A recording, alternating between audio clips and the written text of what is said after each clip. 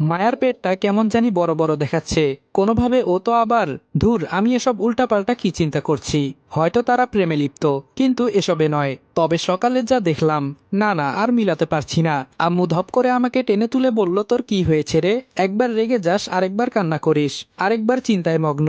এসব কি হ্যাঁ? সকাল সকাল আমি কি তোর সার্কাস খেলা দেখতে এখানে আসলাম? আর মেয়েটাকে এভাবে বকা দিলি কেন? আমি বললাম, আম্মু আমি এখন কিছু বলতে পারবো না।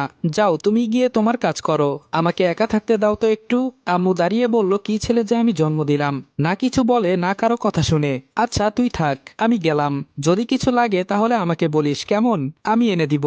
আর সাবধান, কাউকে বিরক্ত করিস না। এই বলে আম্মু আমার রুম থেকে বের হয়ে গেল। আসলে আমাদের দুই পরিবার মিলে একই বাসায় থাকি। আমার চাচার 3 মেয়ে, একজনের বিয়ে হয়ে গেছে, আর ছোটজন বিদেশে পড়াশোনা নিয়ে বিজি। আর মায়া হলো 2 নাম্বার। আমি আমার বাবা মার একমাত্র সন্তান, খুব আদরের। এখনো আম্মু আমাকে অনেক আদর করে। তবে আমার আসল বাবা রোড অ্যাক্সিডেন্টে মারা যায়। এরপর আম্মু মানসিকভাবে ভেঙে পড়ে। কয়েকদিন যেতে না যেতেই হঠাৎ একদিন আমি কলেজ থেকে এসে শুনি আম্মু নাকি বিয়ে করে স্বামী নিয়ে এসেছে। যতই হোক উনি আমার মা, তাই সেদিন কিছু বলি নাই। উনি সুখে থাকলেই আমিও সুখী। আমার সৎ বাবা, তার বয়স মূলত আমার থেকে 4 কি 5 বছর বেশি। আবার তিনি একটু হুজুর টাইপের।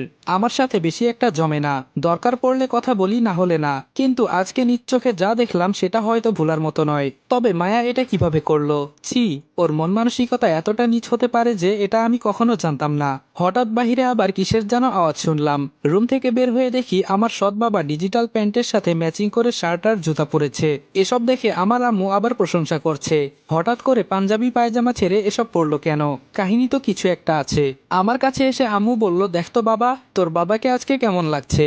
আমি আম্মুকে অখুশি করতে পারবো না, তাই ফোনটা কানের কাছে নিয়ে বললাম, মিতু বল। অযথা কথা বলতে বলতে আমি আমার রুমের দিকে যাচ্ছি। আম্মুকে হাতের ইশারা করে বললাম, দাঁড়াও আম্মু, আমি ভেতর থেকে আসছি। ভেতরে গিয়ে আবার বিছানার উপর গিয়ে বসলাম। আর মনে মনে চিন্তা করছি আমাকে ওদের উপর নজর রাখতে হবে। দূর থেকে দেখতে পাচ্ছি আম্মুর পেছনে মায়া দাঁড়িয়ে আছে।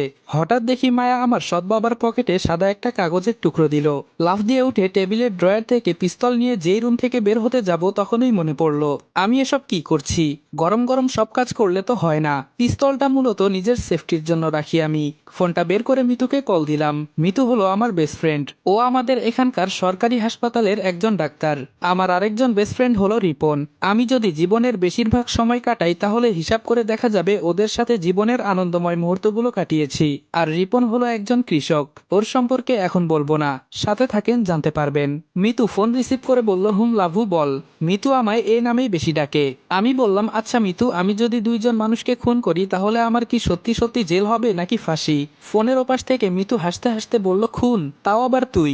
জানিস আজকে আমি মন খুলে আসলাম, তুই তো ভালোই জোকস করতে পারিস দেখি। আমি বললাম, মিতু দেখ, আমি কিন্তু একদম মজা করছি না, তুই আমার কথার উত্তর দে শুধু। মিতু বলল, দেখ ভাই, তোর আজাইরা পেঁচালের উত্তর আমি দিতে পারবো না। এবার আমি মন খারাপ করে বললাম, থাক তুই, তোর বলতে হবে না। দেখিস সত্যি আমি একদিন ওদের খুন করব। শুধু আমার সাথেই কেন এমন হয়? কি অপরাধ করেছি আমি?